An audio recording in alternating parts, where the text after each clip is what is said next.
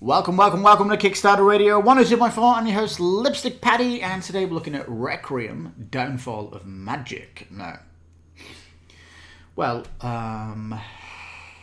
this is, we have to get to the, it's Ludus Magnus Studio, and they are the Black Rose Wars people, of course, and the Nova Ateus. Now, this is going to be a cooperative dark fantasy adventure set in this world. Now, the company themselves, they are from Italy. I branded them in the middleware. They're not quite in the Premier League of Kickstarter. They seem to always bring you more and more content as the Kickstarter goes through, so it probably is going to grow in cost. So be prepared for that. And it's a fairly short-ish campaign, isn't it? It's like, it came out yesterday, like a 17-day campaign is weird, to say the least. Anyway, picture-wise, looking like a big Calyx box. So if you're looking for an adventure game, do you really want a dark version of an adventure? Gloomhaven is somewhat dark, isn't it? I really should write down a list of names for it. There's been a lot of dark ones, shall we say, dark-ish ones. So this is like another one that's coming out there. And is it going to look any different? Is it going to stun you? That's what we're looking at here. Solo out the gate, up to 90 minutes per play. And, Nova Ateus Resistance was also an adventure over land. So this is a darker version of that. That's what I'm taking from this. There's basically an evil crossing across the land. And you are the Holy Roman Empire is putting you out there to get rid of it. Now, this is a bit of a concern for me, is these hexes that they're using, because on GameFound there's a post-apocalyptic game that I covered on the channel, and that uses hexes, but the hexes make it look really cool, the map, because it's distinctly different, each one here. And here in this game, there's not that much differentiating between them all. It's almost like it's copy-paste art. Now, I know this team have done great art in the past. I mean, it doesn't really floor me. If I look at Tidal Blades 2, which is also an adventure game, it looks beautiful. So this for me is a big concern, is the way it looks on the table. Yes, you've got a whole bunch of minis. That's par de course now with adventure games. So this is, miniatures are not going to stand out. Especially when you see this view and the bases look very similar. There's not like a unique base with each of the sculpts.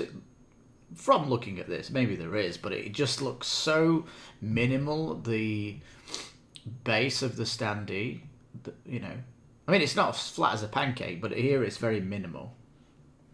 Anyway.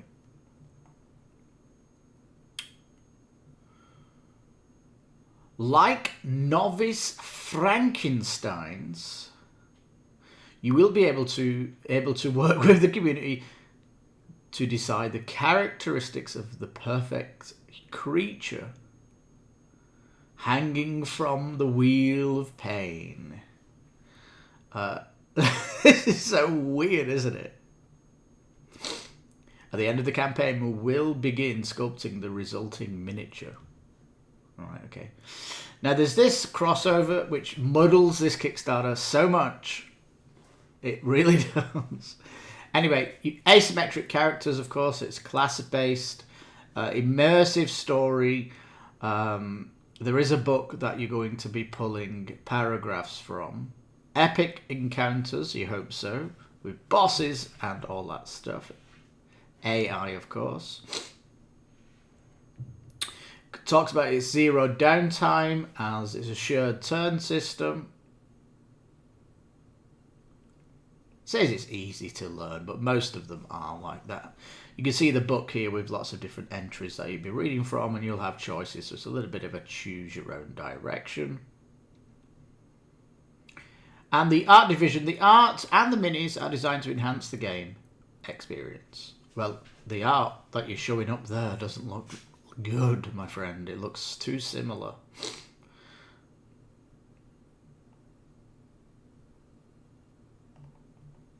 Anyway, characters look cool, I guess.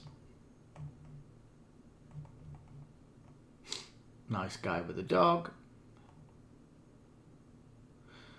I like the nun.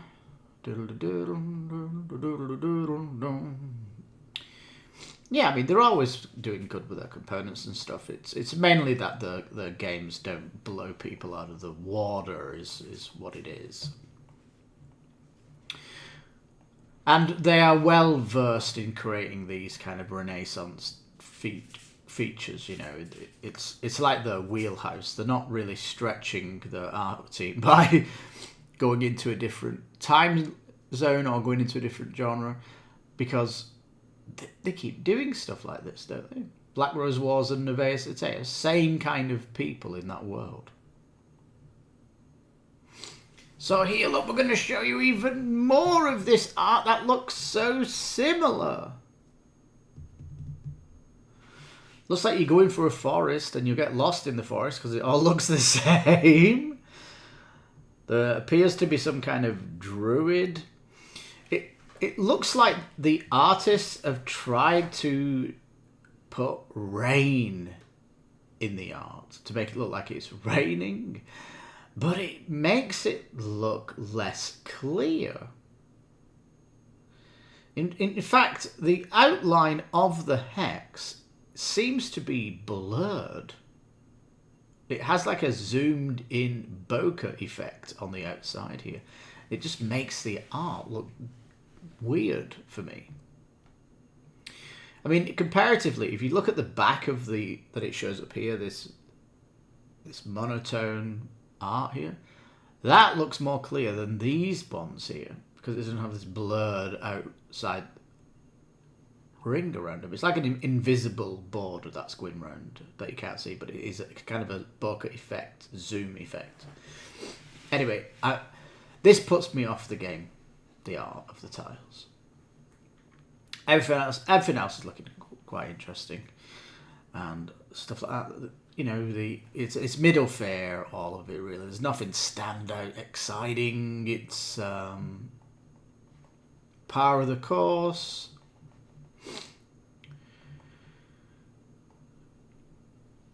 I mean, the character board looks nice. Yeah.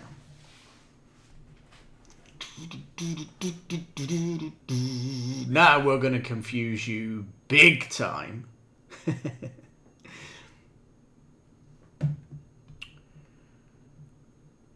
So they've got some stretch goals for the game, and they've got other stretch goals for Black Rose Wars, and they've got other stretch goals for Nevaeh Cetea. Like, what is going on with this thing? It's like really weird. Alright, so it's 150 euros going in, which is very expensive. It really is. Expect expansions. Now, they have this crossover pack. This is specifically for people that have Black Rose Wars. This has got nothing to do with this campaign. There is a crossover with Nevaeh Nova Ateus Renaissance. This is not part of this campaign.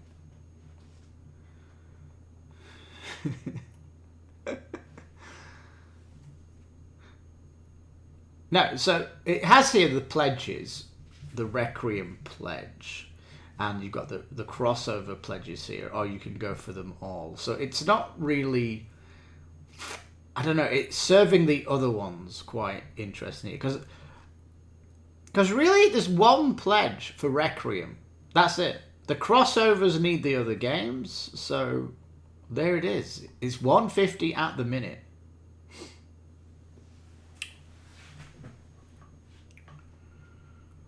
They're showing you what's in these contents. These are the crossover packs. Again, we've come off this Kickstarter. We're talking about this is specific for the other games. It's a little bit not great.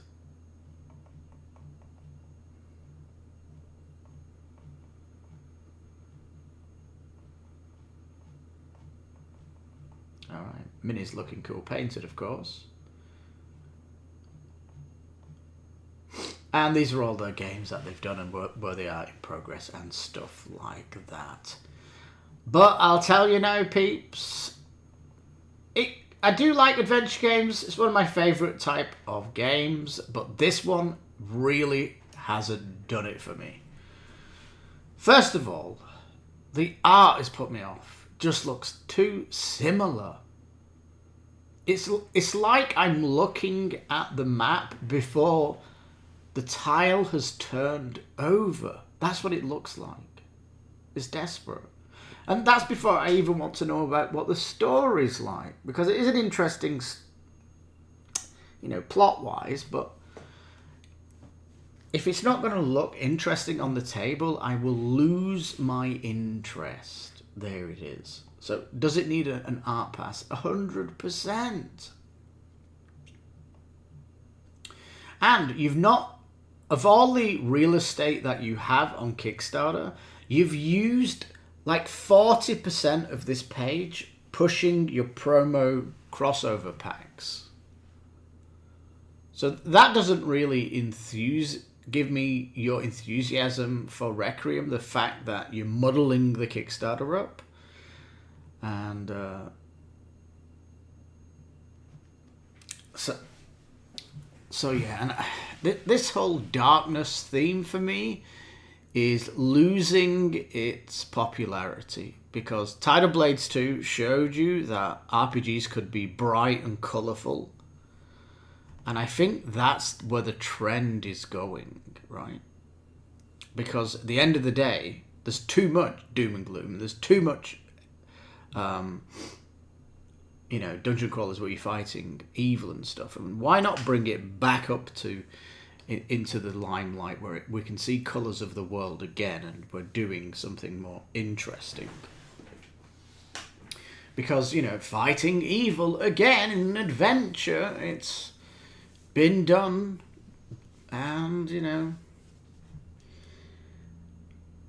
and it's tiring. It's a tired thing. And, for me, the team here should have changed timeline, changed the theme of it, stretched themselves when it comes to art, and, do something fresh. Because at the end of the day, isn't this just Nova Ateus Renaissance in a darker mode, but looks worse than your previous games? And still charging €150. I mean, it is what it is, I'm obviously not excited about it. It doesn't really do too much for me. It's middleware anyway.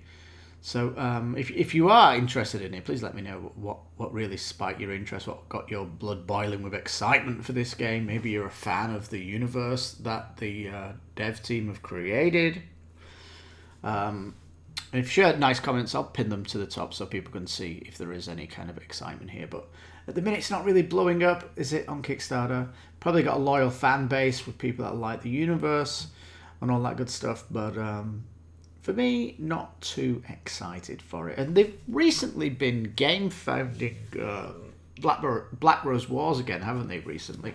So people might have only just got Black Rose Wars, and here's another game from them. It's like very, very quick. It is what it is. But, for me, I would, if you've got any kind of interest in this, I would wait for it. Black Rose Wars and Nova Ateus, they both came back to Kickstarter for a second print, and if Requiem is any good, it will come back on Kickstarter for a second print. So that's my strategy. Just wait for it to come back round. You'll have longer proper in-depth reviews of how it is, and that will boil with excitement. But until then, I would simply wait. So on that bombshell, thank you so much for watching. If you got this far in the video, please give it a thumbs up. This has been Kickstarter Radio 102.4. I'm your host, Lipstickpaddy. You take care, stay safe, and bye-bye for me. It is the downfall. The downfall of the game is the art and lack of ambition.